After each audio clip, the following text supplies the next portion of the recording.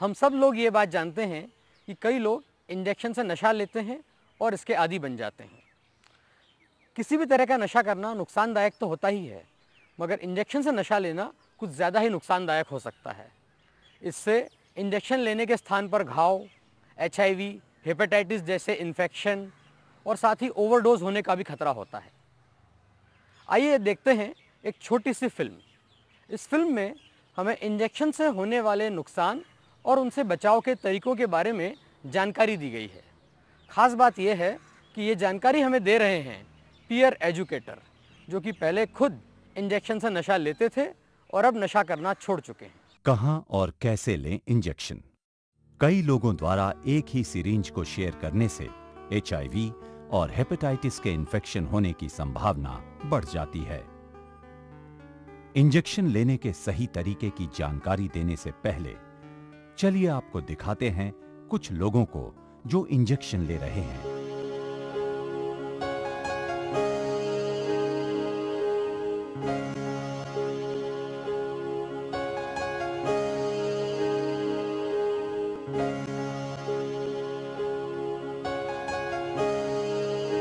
ये देखिए, घाव के विभिन्न निशान जो अभी पूरी तरह भरे भी नहीं हैं।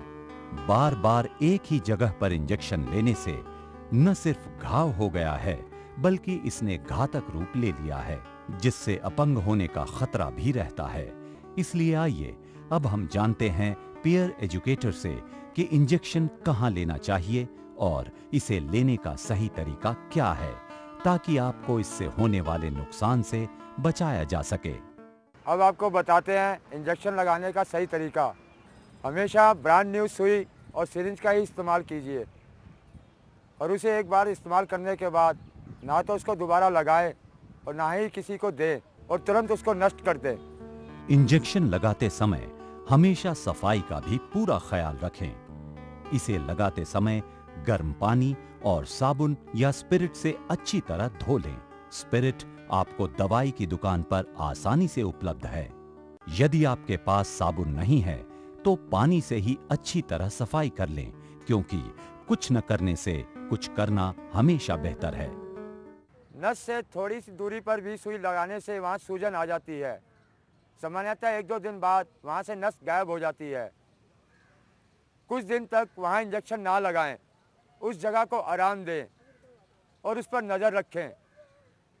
हालात बिगड़ने पर डॉक्टर से मिलकर उसका सही उपचार कराएं। इंजेक्शन लगाने से पहले ये ध्यान रहे कि सुई तिरछी और अच्छी तरह से लगाई गई है, क्योंकि नस से दूर किसी दूसरी जगह या नस के नीचे की त्वचा में सुई चुभोने से सूजन हो सकती है और घाव का रूप ले सकती है।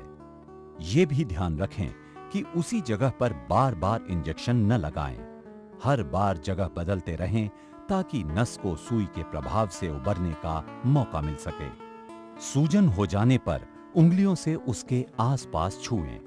यदि वहां कोई फोड़ा महसूस हो या वहां की त्वचा गर्म लगे तो संभव है कि आपको इन्फेक्शन है और ऐसी स्थिति में आप तुरंत डॉक्टर से नजदीकी अस्पताल में संपर्क करें। कहां लगाएं इंजेक्शन? हाथ और पैरों के मांसल या मस्कुलर भाग के नस में इंजेक्शन लगाना ठीक रहता है।